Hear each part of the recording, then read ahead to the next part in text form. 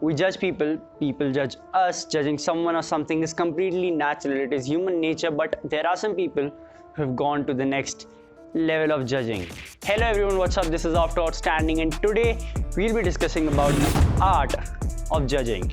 Usually we judge people on the basis of how they look or how they talk, but there are a few people who judge you even before you speak a word, and these are the ones who I called as the ultimate judges. And in today's video we'll be discussing the things on the basis of which these ultimate judges judge you even before you speak a word. So without wasting any more time, let's find out. Number 1, eyes. You have no idea what impact your eyes can have. See, we will try to understand this with the help of an example. Now consider that you are walking on the road and there's a girl standing by, maybe talking on a phone or waiting for someone whatsoever. Now when you are around 5 to 8 meters far from her, you looked at her and you saw that she was also looking at you, and now at that moment you both have made an eye contact, but the one who breaks that eye contact first is the one who is less confident, which is of course going to be her, because when we are talking about confidence, no one can beat you, right? But we are not done here. So now when she has broke the eye contact, and has the interesting part, now when you're just about to pass her, she will again look at you to confirm were you casually looking at her or you intentionally looked at her. See, this is human nature. This is how we are. We want to be noticed. We love to be loved. We want people to look at us. The only condition being that the intentions must be good and the stare needs to be held. Number 2, your walk. If you still think that people judge you only on the basis of how you dress or how you talk, then you better change your mind, because there are a lot of factors other than that, and one of them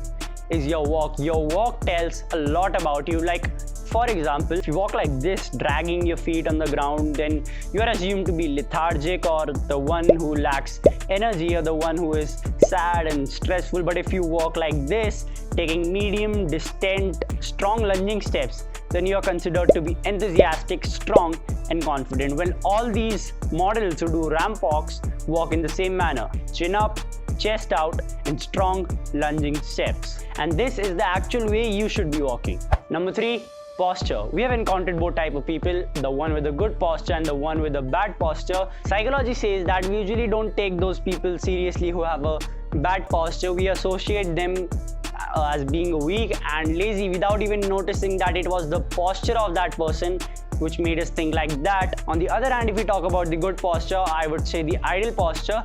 Now this is demonstrated by chins up, chest out, shoulders down. Now the person who has this posture is considered to be handsome, beautiful, powerful and of course confident. Number 4, your smell. Now whether you agree or not, but there are some people who judge you more on the basis of how you smell rather than basis of how you look. These are the kind of people who are more likely to fall in love with you on the first sniff, not first sight. Whether you agree or not, your smell has direct relations with your confidence. If you smell good, you would automatically feel more confident. And I know that you know what impact smell can have. For example, if someone passes by who is smelling insanely good, then you would definitely turn around to see who the hell that was. And you know what?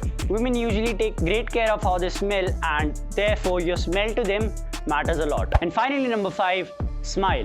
Starting a conversation with smile can make someone feel more comfortable with you.